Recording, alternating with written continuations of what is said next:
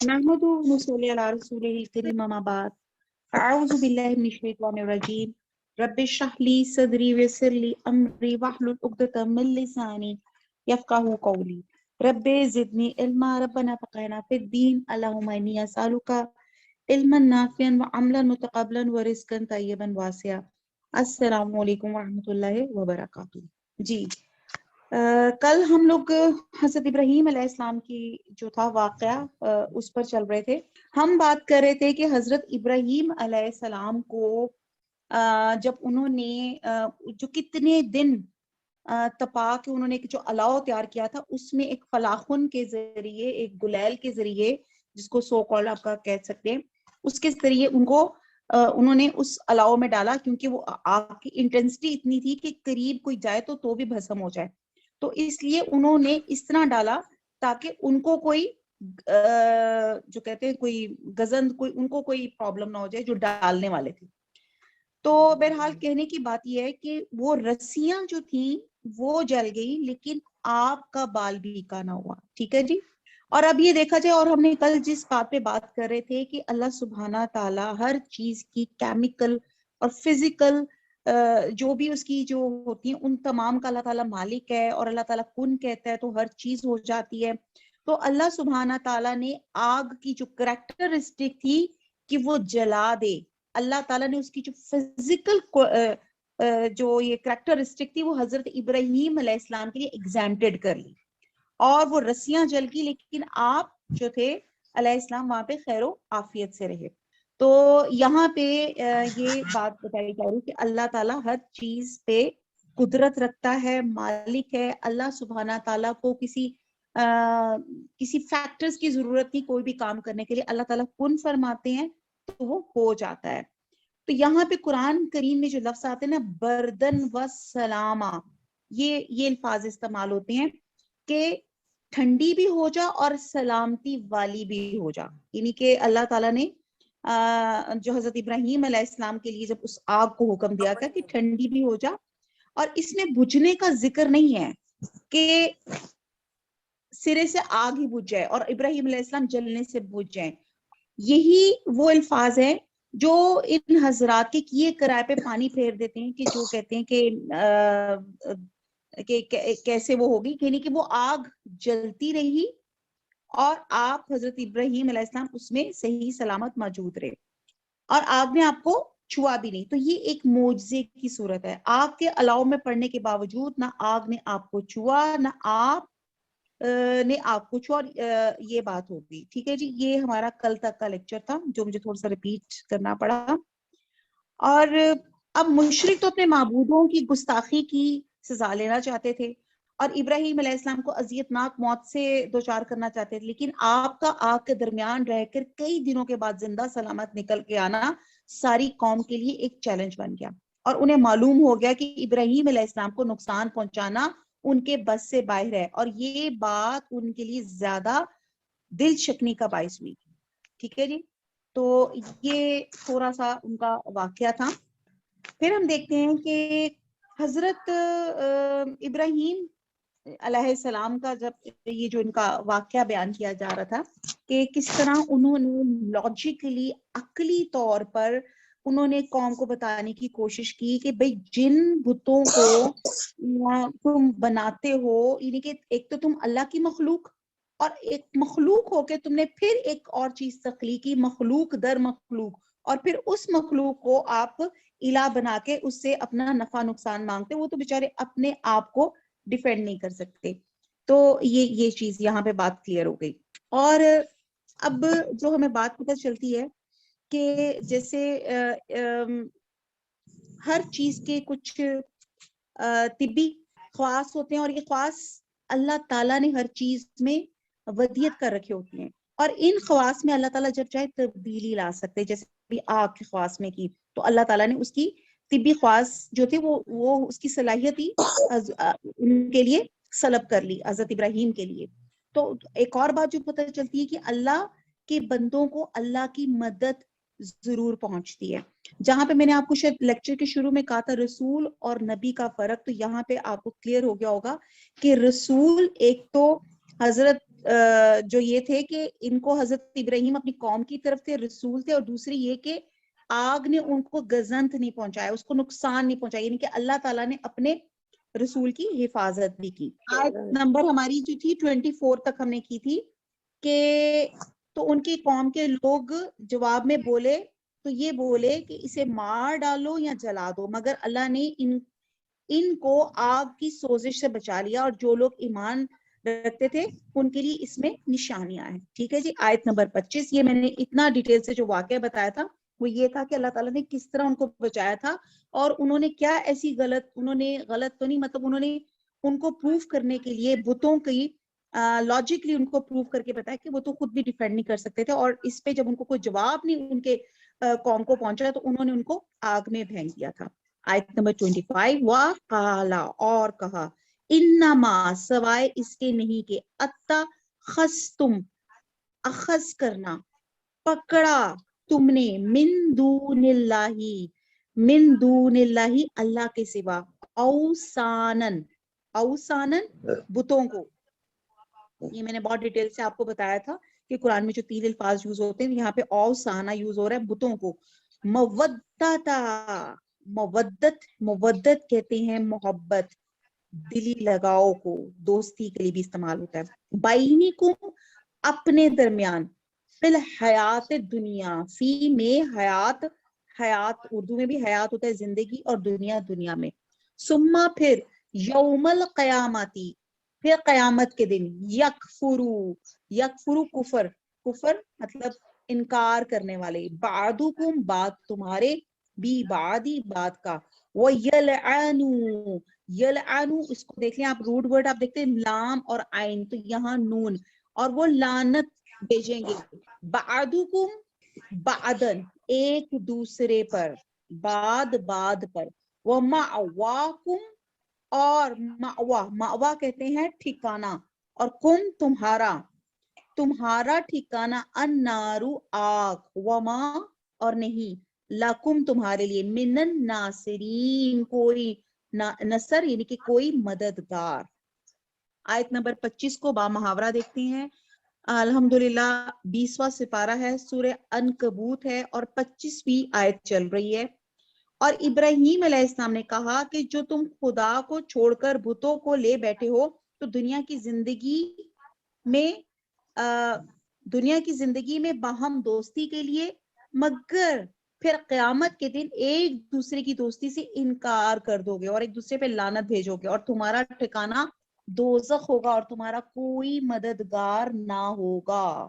اب یہ جو جملے تھے حضرت ابراہیم علیہ السلام نے آگ سے صحیح سلامت نکل آنے کے بعد کہے، یعنی کہ اپنی قوم کو انہوں نے کہا کہ تم لوگوں نے جو آپس میں باہمی محبت، بھائی چارہ اور قومی شیرازہ بندی کی بنیاد پہ ان مشرکانہ رسوم کو بنا لیا ہے تاکہ ایسے مذہب کے نام پہ ساری قوم متحد اور متفق رہے، اور قومی یگانگت کے لیے کوئی بھی بنیاد بنائی جا سکتی ہے، خواہ وہ بنیاد کتنی بھی غلط ہو. تو یہاں پہ انہوں نے بتایا کہ سم ٹائم یہی بنیادیں فساد کا باعث بنتی ہیں، تاہم ان غلط قسم کی بنیادوں پر بھی لوگوں کو اکٹھا کیا جا سکتا ہے، اکٹھا رکھا جا سکتا ہے، اور ان میں باہمی محبت ہو سکتی ہے. بالکل اسی طرح کہ جس طرح بت پرستی، شرقیہ عقائد بھی ایسے اتحاد و اتفاق ممکن ہو سکتا ہے، اور بت پرستوں کا یہی آپس کی باہمی محبت تھی جس کی وجہ سے انہوں نے حضرت ابراہیم علیہ السلام کو آگ میں ڈال کر ان سے انتقام لینے کے باعث بنی تھی. ایک تو یہ وجہ سمجھ آ گئی کہ ان کے جو غلط عقائد کی بنیاد تھی جس کی وجہ سے ان کی باہم محبت تھی، یہاں پہ اس کا ذکر کیا جا رہا ہے. اسکالرز کہتے ہیں کہ اس کی ایک دوسری وجہ یہ بھی ہوتی تھی کہ جو قوم نوح کے بتوں سے متعلق جو کچھ احادیث میں ہے کہ اس قوم میں کچھ 5 ایسے بزرگ تھے، جیسے میں نے لاسٹ لیکچر میں بتایا تھا، جو بڑے نیک تھے، عبادت گزار تھے، اور لوگوں نے ان کے مجسمے بنا لیے تھے کہ انہیں دیکھ کر ہمیں اللہ یاد آتا رہے. جب یہ بزرگ فوت ہو گئے تو پچھلوں ان کو اپنی عبادت میں وہ مزہ نہ آیا جو ان کی موجودگی میں آتا تھا، تو اب شیطان نے پٹی پڑھائی کہ اگر یہ موجود نہیں رہیں گے ایسا کرو ان کے مجسمے بنا لو، ان کو سامنے رکھو، تمہیں عبادت میں وہی لطف آئے جو ان کی موجودگی میں آتا تھا. چنانچہ انہوں نے 5 بزرگوں کے مجسمے اپنی عبادت گاہوں میں رکھ لیے، مگر وہ عبادت اللہ ہی کی کرتے تھے.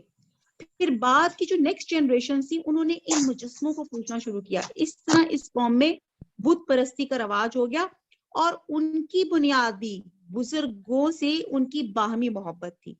سمجھ آ رہی ہے؟ یہاں پہ جو باہمی محبت کی بات بتا رہی ہوں کہ ان کی باہمی محبت کی وجہ کیا تھی؟ شرک پرستی، یعنی کہ ایک غلط عقیدے پہ سب کا جمع ہونا اور اس کو جمع ہو کر اس کی اپنی محبت، اپنی قوت شو کرنا. اور ایک تیسری جو ایک وجہ بتائی جاتی ہے کہ سب مشرکوں کو بتوں یا اپنے معبودوں سے محبت پیدا ہو جاتی ہے کیونکہ وہ ان کے عقیدے کے مطابق ان کے حاجت روا اور مشکل کشا ہوتے ہیں. جیسے کہ اللہ تعالیٰ فرماتے اندادن یحبونہم کحب اللہ. پھر اسی بنیاد پر ان مشرکوں کی آپس میں بھی محبت ہو جاتی ہے. جیسے اللہ کے پرستاروں کی اصل محبت تو اللہ سے ہوتی ہے، لیکن اللہ والوں کو آپس میں باہمی محبت بھی ان کے ایمان کا جز بن جاتی ہے. تو یہاں پہ یہ چیز بتائی جا رہی ہے. اور یہاں پہ جو ایک اور چیز اس آیت میں بتائی جا رہی ہے کہ قیامت کے دن معبود حضرات خود اپنے پرستاروں کی عبادت کا انکار کرتے ہوئے کہیں گے کم بختو، ہم نے تمہیں کب کہا تھا ہمارے بعد ہماری پوجا شروع کر دینا، اور اس بات کا اقرار کریں گے ہمیں کچھ خبر نہیں تھی، ان لوگوں نے ہمیں معبود بنا لیا. جبکہ معبودوں کا یہ حال ہوگا کہ عبادت گزاروں پہ جن کو ان کو بہت سی ایکسپیکٹیشن تھی، اب نتیجہ یہ ہوگا کہ عابد معبود دونوں ایک دوسرے پہ لانتے بھیجیں گے اور آپس میں ایک دوسرے کے دشمن بن جائیں گے. جتنے آج یہ اپنے معبودوں اور اپنے ساتھیوں سے دوستی جتلا رہے تھے، اتنے ہی زیادہ اس دن ایک دوسرے کے دشمن ہو جائیں گے. پوائنٹ سمجھ میں آیا؟ آیت نمبر 25 میں بڑی ایک انٹرسٹنگ فیکٹ بتایا گیا. وہ یہ بتایا گیا کہ پہلے جو تھی ان کی جو محبت تھی ایک غلط عقیدے کی وجہ سے، وہ ایک غلط بت پرستی یا کسی بھی غلط جو ان کا اسکول آف تھاٹ تھا اس کی وجہ سے، وہ سب اس محبت کی وجہ سے ان کے اندر محبت تھی، یکجہتی تھی. ٹھیک ہے جی. اور اسی کی وجہ پہ وہ اپنا جو تھا اپنی اسٹرینتھ شو کرتے تھے. لیکن قیامت والے دن اب وہ جو ان کی غلط محبت تھی جن کو وہ پوچھتے تھے، ٹوٹل جو ہے نا ان کو نیگیٹ کر دیں گے کہ میں نے تمہیں کب کہا تھا. جن کو وہ معبود سمجھتے تھے کہ جی بھائی آپ یہ کر لو، تو وہ کہیں گے اور وہ ایک دوسرے پر لعنت بھیجیں گے. اور پھر اللہ تعالیٰ کہہ رہے وہ مَأْوَاكُمْ، اور پھر ان کا ٹھکانہ کیا ہوگا؟ آگ. اور پھر اللہ تعالیٰ فرما رہے پھر کوئی تمہارا مددگار نہ ہوگا. یعنی کہ ونس آپ کے اعمال نامے ڈسٹریبیوٹ ہو جائیں گے، جب اللہ تعالیٰ وہ جس کو کہتے ہیں نا، جب ریزلٹ ڈکلیئر ہوتا ہے، بتا دیتے ہیں کہ یہ جنت والے ہیں اور یہ اہل جہنم والے ہیں، تو پھر جب ڈکلیئر ہو جائے گا تو پھر ان کا کوئی مددگار نہیں ہوگا.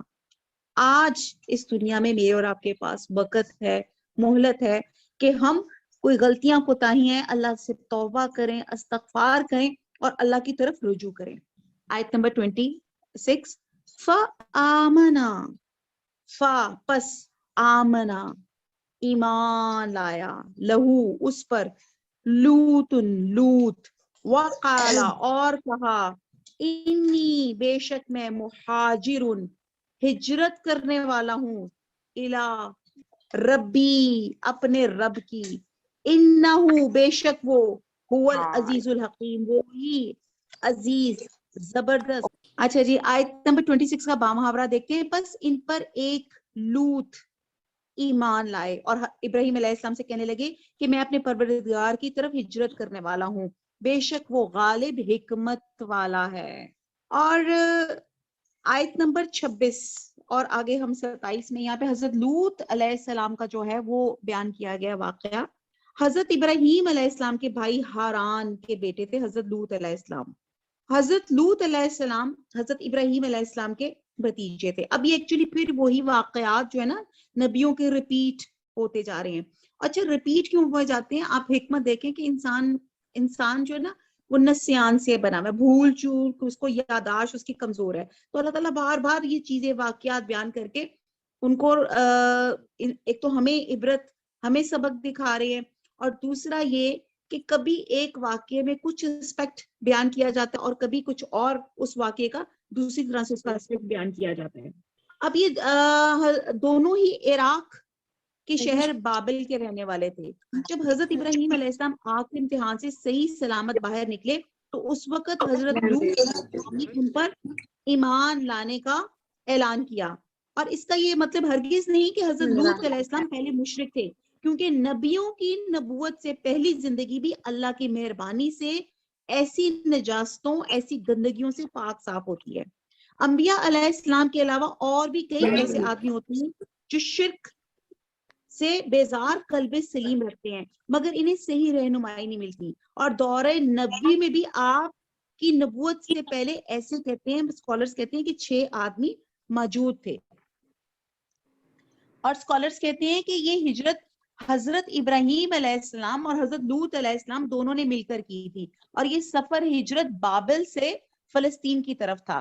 اور اللہ کی حکمت اس میں تھی کہ آپ وہاں چلے جائیں، اور اسی مقام پہ حضرت لوط علیہ السلام کو بھی نبوت ملی، اور حضرت ابراہیم علیہ السلام نے حضرت لوط علیہ السلام کو سدوم کے علاقے کی طرف بھیج دیا. تو یہاں پہ اس واقعے کا یہاں پہ ذکر کیا جا رہا ہے کہ جب حضرت ابراہیم کی قوم نے آگ کو ٹھنڈا ہوتے اپنی آنکھوں سے دیکھا، تو اتنا بڑا معجزہ دیکھنے کے بعد وہ حکومت کے ڈر کے مارے ایمان نہ لائے. ٹھیک ہے جی، ان کو حکومت کا ڈر تھا. لیکن حضرت لوط علیہ السلام ایمان لائے، جو حضرت ابراہیم علیہ السلام کے بھتیجے تھے اور جوان تھے، اور بعد میں اللہ تعالیٰ نے ان کو نبوت عطا فرمائی. اور پھر انہوں نے حضرت ابراہیم علیہ السلام کے ساتھ ہجرت کی، اور اللہ تعالیٰ نے دنیا میں ہی اجر دیا. اور ساری اب آپ یہ دیکھیں کہ حضرت ابراہیم کا اگر ہم مقام چیک کریں کہ اللہ تعالیٰ نے بہت کچھ، اگر ہم صرف ان کے مقام پہ بات کریں تو اللہ تعالیٰ نے حضرت ابراہیم کو دنیا ہی میں اجر دیا، ساری دنیا کا امام بنا دیا، صالحہ اولاد دی، اور آخرت میں تو وہ بہترین نیک بندوں میں شامل ہوں گے. وہ انشاءاللہ تعالیٰ ہم آگے اور پڑھتے ہیں کہ جو اس کے بعد جو انبیاء کا سلسلہ تھا وہ بھی آپ دیکھیں کہ انہی کی نسل میں سے تھا. آیت نمبر 27 ہے، یہ میں پیج ساتھ شیئر کرتی ہوں. وَوَحَبْنَا، وا میں نے اور، حب عطا، اور نہ ہم نے عطا کیا لہو ان کو، وَوَحَبْنَا لہو ہم نے عطا کیے ان کو اسحاق، وَيَعْقُوبَ اور یعقوب، وَجَعَلْنَا اور بنائے ہم نے، فی میں ذریاتی ہی ذریت، ان ہی ذریت اولاد اور ہی ان کی اولاد میں، النبوت نبوت، والکتاب اور کتاب، وآتیناہ اور عطا کی نہ ہم نے ان کو، ہم نے عطا کی ان کو اجراہ اجر بدلہ ہو اس کا، فی دنیا دنیا میں، وَإِنَّهُ اور بے شک وہ فی الآخراتی آخرت میں، لَمِنَ الصَّالِحِينَ البتہ نیک لوگوں میں ہوں گے. آیت نمبر 26 میں، اور ہم نے ان کو اسحاق اور یعقوب بخشے اور ان کی اولاد میں پیغمبری اور کتاب مقرر کر دی، اور ان کو دنیا میں بھی ان کا صلہ عنایت کیا، اور آخرت میں بھی نیک لوگوں میں ہوں گے. یہ آیت نمبر 26 کا میں نے آپ کو جو ہے اس کو بتایا. اور آپ یہ دیکھیں کہ حضرت جو یہاں پہ جو بات بتائی جا رہی ہے کہ حضرت ابراہیم علیہ السلام پر جتنی بھی آزمائشوں کے دور آئے ان سب میں آپ کامیاب رہے الحمدللہ. جب ہجرت کی تو اس وقت آپ کی کوئی اولاد نہیں تھی، گھر بار وطن عزیز سب کچھ چھوڑ کے اللہ تعالیٰ چھوڑنے پہ اللہ تعالیٰ نے آپ کو اولاد عطا فرما دی کہ دل بہلا رہے. مزید یہ انعام فرمایا کہ نبوت آپ ہی کے خاندان کو اللہ تعالیٰ نے کیا. آپ دیکھتے ہیں کہ اللہ تعالیٰ نے کس قدر بڑا اعجاز ہے اللہ تعالیٰ کا.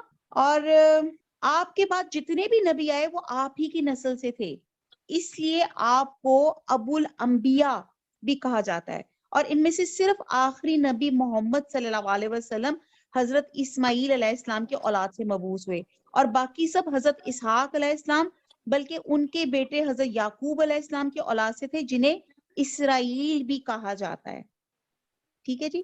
اگر آپ غور کریں نا کہ دنیا میں یعنی کہ اللہ تعالیٰ یہاں پہ ان کی بتا رہے ہیں کہ اللہ تعالیٰ نے دنیا میں کیسے اجر دیا کہ نبوت انہی کے خاندان میں تھی سب سے پہلی جو دنیا میں اجر دیا، اور دوسرا یہ اجر دیا کہ آپ کو تمام لوگوں کا امام اور پیشوا بنا دیا. یہی وجہ ہے کہ یہودی ہو، عیسائی ہو، مسلمان ہو، بلکہ اور بھی جتنے بھی کئی مذاہب ہیں ان میں آپ کا احترام سب یکساں کرتے ہیں. بلکہ آپ کو پتہ ہے کئی اس میں آتا ہے کہ سب کہتے تھے کہ نہیں جی حضرت ابراہیم ہمارے دین کے ہیں، یہودی کہتے تھے ہمارے دین کے ہیں، عیسائی کہتے تھے ہمارے دین کے ہیں. حالانکہ حضرت ابراہیم علیہ السلام تو ان سے بہت پہلے یکسو مسلمان تھے، حنیف تھے. اور پھر اللہ تعالیٰ نے مزید آپ پہ کیا اجر کیا، کیا اللہ تعالیٰ نے آپ کی قربانیاں کو صلا دیا کہ رہتی دنیا تک آپ کا ذکر خیر ان میں چھوڑ دیا. امت محمدیہ میں اس ذکر خیر کی صورت یہ ہے کہ ہر مسلمان پہ واجب ہے کہ ہر نماز میں آپ پہ درود پڑھے، اور آخرت میں یعنی کہ آپ دیکھتے ہیں حضرت ابراہیم علیہ السلام پہ بھی آپ درود آپ ان پہ بھیجتے ہیں، اور آخرت میں آپ کو اعلیٰ درجے کے صالحین میں شامل کیا. تو ہم صرف ان شارٹ دیکھتے ہیں کہ حضرت ابراہیم علیہ السلام نے اتنی قربانیاں کی، اور ان کو اللہ تعالیٰ نے جب اولاد دی، آپ نے دیکھا ہوگا کہ وہی جو ہم پہلے ایک واقعہ پڑھ چکے ہیں کہ حضرت ابراہیم علیہ السلام کے پاس جب فرشتے آئے اور ان کو اولاد کی خوشخبری دی، تو ان کی جو زوجہ تھی وہ ہنس پڑی، کیونکہ انہوں نے سوچا کہ میرے پاس کیسے اولاد ہو سکتی ہے. تو آپ یہ دیکھیں کہ اس وقت آپ کی خود عمر جیسے بعض ریسرچز بتاتی ہیں، اسکالرز کہتے ہیں کہ 80+ تھی، اور آپ کی جو بیوی جو تھی وہ بانجھ تھی، تو ایک میڈیکلی انفرٹائل کیس تھا. لیکن اس کے باوجود اللہ تعالیٰ نے آپ کو حضرت اسحاق علیہ السلام اور پھر ان سے حضرت یعقوب علیہ السلام اور پھر اس کے بعد ایک تمام انبیاء کی نسل جو تھی حضرت ابراہیم علیہ السلام سے چلائی. اور پھر اس کے بعد آپ کی جو دوسری بیوی تھی حضرت سارہ، ان سے اللہ سبحانہ تعالیٰ نے آپ کو حضرت اسماعیل علیہ السلام عطا فرمائے. اور پھر ان کی نسل سے جو ہمارے آخری نبی حضور صلی اللہ علیہ وسلم ہمارے نبی ہیں، آخری نبی ہیں. تو یہ دیکھیں کہ یہ اللہ تعالیٰ نے ان کی قربانیوں کا صلہ دیا. اچھا جی، آیت نمبر جو اب آگے میں پڑھوں گی وہ پھر اب حضرت لوط علیہ السلام کا پھر قصہ شروع ہو جاتا ہے. وَلَوْتًا، اور لوط، اس قالا، جب کہا اس نے، لِقَوْمِهِ، اپنی قوم سے، کیا کہا، اِنَّكُمْ، کہ بے شک تم، لا تعتونا، کرتے ہو، الفاحشاتا، فاحش، بے حیائی، ما، نہیں، سبقاکم، سبقاکم اردو کا لفظ کیا ہے، سبقت سے ہے، یعنی کہ جو سبق پڑھایا ہوا تھا، یہ تم سے سبقت لے گیا تھا، جو آگے نکل گیا تھا، یا تم سے پہلے، بہا، اس کو، من احدن، کسی ایک نے، من العالمین، من العالمین، اہل عالم میں. آیت نمبر 28 کا بامحاورہ دیکھیں. اور لوط کو یاد کرو جب انہوں نے اپنی قوم سے کہا تھا کہ تم عجب بے حیائی کے مرتکب ہوئے ہو، تم سے پہلے اہل عالم میں سے کسی نے ایسا کام نہیں کیا. آیت نمبر 29، انکم، کیا تم، لا تعتونا، البتہ تم آتے ہو، الرجالا، رجالا، مردوں کے پاس، وَتَقْطَعُونَ، اور تم، اور آگے روٹ ورڈ ہے قاف توئیں این، قطع، کہ تم قطع کرتے ہو، تم کاٹتے ہو، السبیلا، سبیل، راستہ، وَتَعْتُونَ، اور تم کرتے ہو یا تم آتے ہو، فی میں، نادیکم، نادیکم، نادی تمہارے دن کی مجلس، مشاورت، نادی یہاں پہ جو لفظ ہے نادی، کم تمہاری، المنکر، منکر، منکر ہے، برائی ہے، برے کام، فاما، پس نہیں، کانا تھا، جواب، قومی ہی، ان کی قوم کا، الا، مگر، ان، یہ کہ، قالو، کہا انہوں نے، ائتنا، ہم پر لائیں، بی عذاب اللہ، اللہ کا عذاب، ان کنتو، اگر تو ہے، من الصادقین، صادقین میں سے، سچوں میں سے. با محاورہ دیکھتے ہیں آیت نمبر 29، کیا تم لذت کے ارادے سے لونڈوں کی طرف مائل ہوتے ہو اور مسافروں کی راہزنی کرتے ہو اور اپنے مجلسوں میں ناپسندیدہ کام کرتے ہو؟ تو ان کی قوم کے لوگ جواب میں بولے، تو یہ بولے، اگر تم سچے ہو تو ہم پر اللہ کا عذاب لے آؤ. اب یہ ڈھٹائی دکھائی جا رہی ہے. آیت نمبر جو میں نے 28 اور 29 پڑھی، کہ یہاں بتایا جا رہا ہے کہ حضرت لوط علیہ السلام کی قوم 3 گناہوں میں مبتلا تھی. نمبر 1، مرد کا مرد سے بدفعلی کرنا، اور یہ ایسا کرائم تھا، ایسا سن تھا، جہاں یہاں پہ لکھا جا رہا ہے اس آیت میں کہ دنیا میں اس سے پہلے کسی نے ایسے کیا ہی نہیں تھا. جنگلی جانور بھی اسے پرہیز کرتے تھے. آپ نے کبھی دیکھا جنگلی جانوروں میں سے بھی جو ریسرچز بتاتی ہیں، کہتے ہیں کہ پگز ایک ایسی قوم ہے جو ہومو سیکشول ہے، اور یہ اپنی اس طرح کے کام کے موجد تھے. یعنی کہ یہ جو انہوں نے لواطت کا جو عمل تھا اس سے پہلے کبھی دنیا میں تھا ہی نہیں. یہ اس کے انوینٹر بھی یہی لوگ ہیں. دوسرا ان کا کرائم یہ تھا کہ راہزنی، مسافروں کو لوٹ لیتے تھے. کوئی مسافر ان کی بستی سے بخیریت نہیں گزر سکتا تھا. آپ دیکھتے ہیں کہ قرآن، میں سمپل بتاتی ہوں کہ قرآن کا جو موضوع ہے، پورے قرآن کو موضوع اگر آپ دیکھیں تو انسان ہے. اور انسان اور اس کو اب ہم کریں تو ہمیں پتا چلتا ہے کہ پورے قرآن کا موضوع جو ہے کہ انسان کو ہرٹ نہ کرے، حقوق العباد پورے کرے. کسی بھی طرح سے ایک انسان کو دوسرے انسان سے کسی بھی طرح کی اذیت نہ پہنچے. اور آپ یہ دیکھیں کہ جتنی بھی قوموں پہ عذاب ہے، میں بار بار بتاتی ہوں، یہی عذاب کی وجہ یہ تھی کہ بندوں کا حق غضب ہوا کرتا تھا، تو یہ رازنی کیا کرتے تھے. اور تیسرا کیا کرتے تھے، اعلانیہ مجالس میں سب کے سامنے گناہ کرتے تھے. حضرت لوط علیہ السلام نے قوم کو سخت ملامت کی اور اللہ کے عذاب سے ڈرایا. قوم نے کہا اچھا اگر تم سچے ہو تو عذاب لے آؤ. اور آپ یہ دیکھیں کہ مجھے بہت خوف آ رہا ہے بتاتے ہوئے کہ تینوں کرائم ایسے ہیں جو اس وقت ڈر کے ساتھ کہہ رہی ہوں، اللہ معاف کرے، ہماری سوسائٹی میں موجود ہیں کہ نہیں. چلیں ادھر ہم اپنی زیادہ دور نہیں، اپنی پاکستان میں بات کر لیں. ہومو سیکشولیٹیز یہاں پہ ہیں کہ نہیں. دوسرا آپ دیکھیں ہومو سیکشولیٹی، لیسبینز جس کو آپ کہتے ہیں، یہ جو بھی آپ نام اس کو دیتے ہیں، یہ چیزیں ایگزسٹ کر رہی ہیں ہماری سوسائٹی میں. دوسری راہزنی، ابھی موٹر وے پہ کیا حادثہ ہوا تھا آپ کو پتا ہو کہ کس طرح ان کو لوٹا گیا تھا. عورت ایک بچوں کے ساتھ جا رہی تھی. پھر آپ دیکھتے ہیں کہ ویسے بھی راہزنی ایک عام سی چیز ہے، یہ جو رابرز آپ کے موبائل سنیچ کر جاتے ہیں یا آپ کی کچھ بھی آپ کو ڈکیتیاں کر جاتے ہیں. پھر ہم یہ دیکھیں کہ ایک اور جو کرائم ہمارے اندر سوسائٹی میں بہت ہو گیا ہے کہ ہم غلط کام اعلانیہ طور پہ کرتے ہیں. ہمیں شرم بھی ختم ہو گئی ہے کہ یار یہ گندی بات ہے، اس کو سب کے سامنے نہیں کرنا. یہ ہمارا سٹیٹس سمبل بن چکا ہے. ہم علن غلط کام کرتے ہیں اور سب مل کر کام کرتے ہیں. جیسے ہمارے کنسرٹس ہیں، جیسے ہم کوئی غلط کام اکٹھے مل کر کر رہے ہوتے ہیں. ٹھیک ہے جی. تو یہاں پہ کہا جانا نا کہ تقطعون السبیل، تو اس کے دو مطلب ہیں. ایک تو ترجمے سے واضح ہے کہ ان لوگوں کی صرف یہ عادت نہیں تھی کہ وہ لواطت کرتے تھے، مسافروں کی لوٹتے تھے، بلکہ اپنے ساتھ بستی میں لے آتے تھے اور ان سے، یعنی کہ جو مسافر ہوتے تھے ان کو لوٹنے کے ساتھ ساتھ ان کے ساتھ لواطت کا عمل بھی کرتے تھے. ان کا مال اسباب بھی چھین لیتے تھے اور پھر اپنی بستی سے باہر نکال دیتے تھے. اور ایک اور مطلب جو اس کا نکلتا ہے تقطعون السبیل کا، کہ وہ عورتوں کو چھوڑ کر مردوں سے اپنی خواہش پوری کرتے تھے اور پھر کیا کرتے تھے، قطع کرتے تھے راستے کی، یعنی کہ نسل انسانی بقائے، یعنی کہ اللہ وہ اس کا بھی قطع کرتے تھے.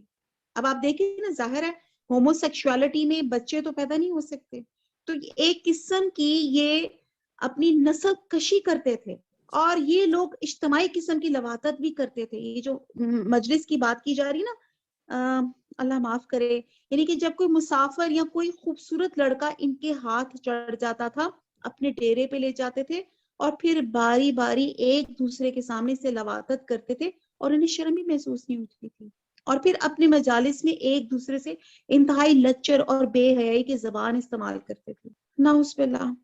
علینا الا البلاغ. سبحانک اللہم و بحمدک، نشہد لا الہ الا انت، نستغفرک و نتوب الیک. والسلام علیکم ورحمۃ اللہ وبرکاتہ.